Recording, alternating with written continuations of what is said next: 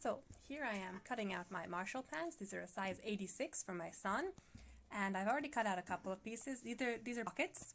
I cut them from a separate fabric because in the smaller sizes the pockets aren't really that big. Plus I just really like the way this stripe looks together with the shark fabric.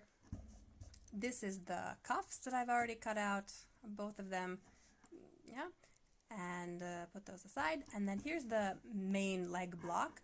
I've got two pieces of fabric here, right sides together, so that I don't end up with two left legs or two right legs or whatever. That's an important part. And you can see I've marked out the waistband here. I've marked these very important match points, sorry. And I've marked out this triangle, which is going to be the gusset. So let's get cut.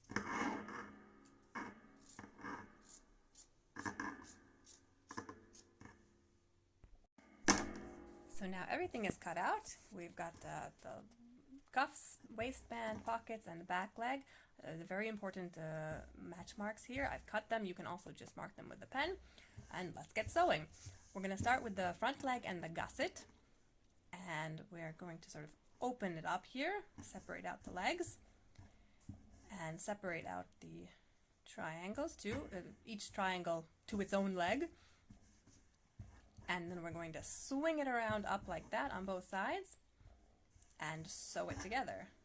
Let's line it up here. Right sides together, we're lining it up. And let me just show you how both ends are. At this end, you can see that it's 1 centimeter or 3/8 of an inch beyond the match mark. And at the other end, it's also hanging out so that when I sew, my seam is going to go right to the end there, into the point. So now we've sewn it, let's press this towards the gusset. Oh, and here you can see this upside down shark. That's what's going to happen with the directional fabric, that the gusset is going to be upside down. It's not so noticeable here with this fabric, but something to think about. And we're just going to, again, fold this one towards the gusset and trim off this triangle with these horrible scissors. And then next we're going to be sewing the back leg. This is sewing the inseam more or less. So let's get our back legs, and this is the longer of the two sides that we're going to be sewing, the side that has the match mark on it. See, this match mark's going to go over here, yes. That's going to join on that side. Put that aside. And then this one's going to join here. Again, this is the slightly longer side, the side with the match mark that we're joining to the part we've already sewn. And we're going to flip it right sides together and line it up kind of the same way. The end of the gusset is going to be 1 centimeter, 3/8 of an inch beyond the match mark. And at the other end, there's going to be a little bit of a misalign so that the seam, the line of stitching, finishes right in the point there. So now we've attached the back leg. And again, we're going to press this seam more or less towards the gusset, at least at the top. If you don't want to press it towards the gusset at the bottom because it's a little bit bulky, don't worry about it. You can press it the other way. Just at the top, it'll be useful later when we sew the crotch curve. But first, we're going to join the pockets. Be sure you join the pockets to the front. It's very important. The front. Yes, I've done it wrong once, maybe twice. The front is the side here at the bottom, which is a little bit shorter. And you can also see that the crotch is a little bit shorter at the front. So, front of the pocket, front of the pants, we're going to get our pockets here. And on mine, it's not really clear which is the right and the wrong side, so whatever. Let this be I'm putting them right sides together. And at the corner here, this corner, I'm going to make my pocket opening. Really, you can do whatever shape you want. I'm going to do kind of a curve. But you can also do like a slash pocket, you can do a wider slash. It's really up to you. Just follow the measurements which are in the pattern. So I'm going to sew my curve, something like this. So now I've sewn the pockets with the curve, like I said, and I'm going to trim away this little bit of excess, leaving about a 1 centimeter seam allowance, so a little bit less, it's fine. And I'm going to clip into just the curve here. If you made something with a point, you would want to clip into that too. If it's a straight line, then you don't need to clip it at all. Clipping the other side here. as well, and then we can turn it to the wrong side of the pants and give it a little bit of a press, preferably with a real iron, but alright. And then fold the pocket in half. It'll be folded right sides together, which is hard to see on this fabric, and then sewn across the bottom. And you're sewing just the bottom of the pocket, you're not sewing it to the pants at this point. After you sew the bottom of the pants, the bottom of the pocket, you can baste the pocket to the top and side, and then trim off any extra at the top. Alright, and here's the pockets sewn and basted. I'm going to be honest, I don't usually baste. I usually just pin it and then stab myself for the next couple of steps, but I did it this time and oh, it's so nice. I'm going to baste everything now. Really, good advice. You should baste. So, let's sew the crotch curve. We're going to put the pants together, right sides together, making sure that the gusset seams are towards the gusset now, because that's going to make it a little easier to sew. And lining everything up really nice around the crotch. If you want, you can feel how the seams are. You can feel how they butt together. That can help you line them up nice before you do press them back towards the gusset. Keep them in place there. And then we're going to draw in our crotch curve. It's easier to draw it before you sew it. At the top, you want to start 2 or 3 centimeters from the edge, and then you want to go right through this point here. There's a point, if you imagine a point 1 centimeter in, and then we're going to draw a sort of smooth curve down through the 2 points, at least approximately, and then that's going to be the curve that we're going to sew. So, crotch curve has been sewn, and I'm just going to trim down the seam allowance to approximately 1 centimeter. It's a little bit thick where the seams are. Be careful there. And then after that, we can turn it right side out. And oh, and we can see how our nice gusset looks here. Let's keep turning it right side out. Like that, yes. And now we are going to line up the side seams. So first let me take this one over here and flip it over, lining up the front and the back, and then I can pull the front and the back together, sort of shake it out, and then line it up on the other side here, ready to sew these seams. Alright, and now our side seams are all sewn, looking like a real pants now, that's good. And our next step is going to be the cuffs. And part of the cuff step is we're going to mark the bottom here, the opposite from where the side seam is. You can either use a pen or you can use a little snip, whatever works for you. I'm going to do that on both legs. We're doing this because the inseam is twisted and we want to know exactly where the center of the other side is. Then take your cuff fabric. Be sure that you've got it the stretchy way. Some of them are a little square, so be sure it's stretchy that way, horizontally. And then fold it in half and sew. After you've done that, we're going to open up the seam, or if you can't open the seam, just press it to one side,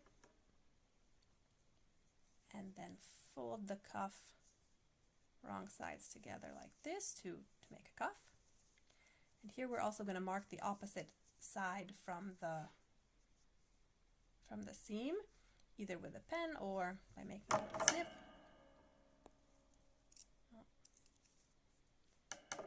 And then we're going to, oh, it's kind of a big snip, okay, and then we're going to put it into the pants, which are still wrong side out. If your cuff has a right side, you want that out, so that it's the right side of the cuff against the right side of the pants. Mine doesn't really matter. And the seam is going to go against the mark in the pants. Slip it inside and then match them up. And on the, just pin through this. And on the other side, we're going to match the mark in the cuff with the seam of the pants. Maybe I open this seam up for a little bit less bulk. And then you have to stretch the cuff a little bit to fit the pants. Or maybe I'll put a couple extra pins in just to hold it in place.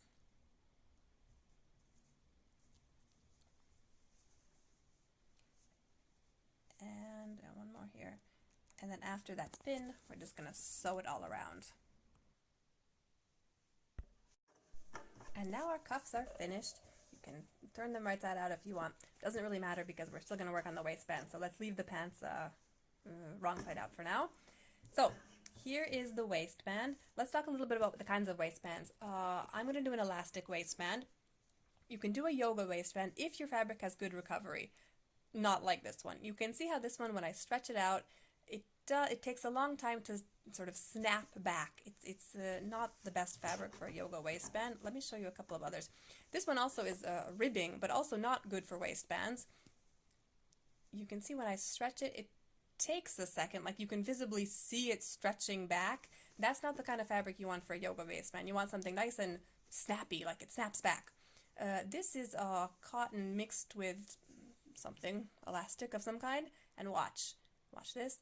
Snaps right back super fast. I've used this for waistbands and other things, and this is a good kind of yoga waistband. But I'm gonna work with this fabric, and no matter which waistband you're doing, the first step is going to be to sew the center back seam. So we're lining these back up again. Yeah, you can see how mine has gotten all stretched out here. That's great. I'll iron it back into form. But line them up and then sewing the center back seam here. So, and after you've sewn the center back seam, you might want to attach a label also, like I have. You want it to be on the inside of the waistband. It is important which is the inside and the outside. The angled edge is slightly longer, and we want that to be on the outside of the pants, just because the shorter one should be on the inside because there's a smaller circumference on the inside. But whatever, it doesn't really matter. Just be sure that the label is on the inside, as the instructions also say. So if we're going to do a yoga waistband, what you want to do now is try this waistband on, fold it in half and try it on. Try to find a nice firm yet comfortable fit, and then cut it 1 centimeter beyond that so that you have some for seam allowance. If you're going to do an elastic waistband, then we're going to compare it to the pants. So lay out your pants and then lay out your waistband, sort of line up the seams there. You have to cut it somewhat shorter, but it's up to you as to where. You can either cut it right the same as the pants opening, especially if your fabric's not too bulky. That's a good choice. This fabric's a little bit bulkier, so I wanted to cut it a little shorter. How much shorter? Well, it has to be big enough to be able to get on your hips, or over your child's hips. I have a piece of elastic here, which I think will fit my son's waist. So I know that it needs to be at least that long. And I found that a good way to do it is to cut it sort of halfway between the elastic and the size of the actual waist. So I'm going to cut it here, and then I'm going to sew this center front seam right here. And because I need to add the elastic, I've left a little hole here in the seam, of course. I left it on the inside, which is the same side that the label is on.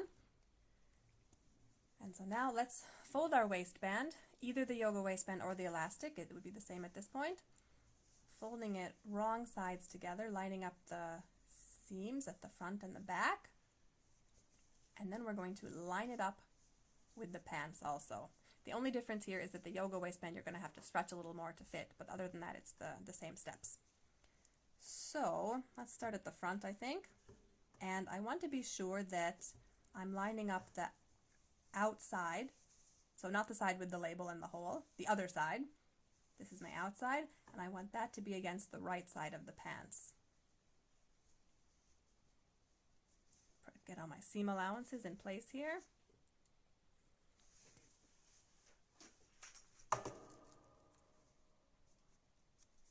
And then I'm putting a pin at the center. Then I'm going to do the same thing at the back. Yeah. We'll get the nice outside of the waistband lined up against the right side of the pants, matching the seams.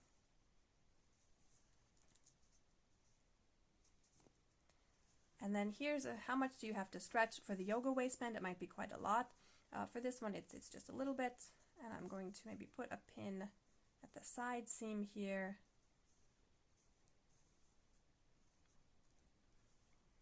And on these ones, I think I don't really need to pin. It's stretchy enough that I think I can just do that at the sewing machine. But I will put one more at the side seam here.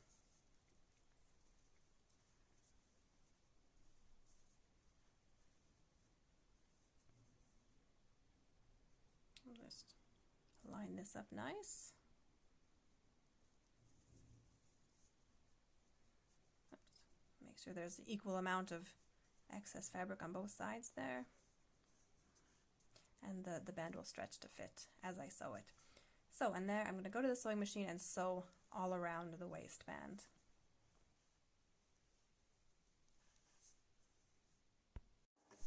And that's it. Now our waistband is on. Let's turn everything right side out and look at our finished pants. Well, almost finished pants. We still need to do the elastic. Whatever. Now, turn out the cuffs here.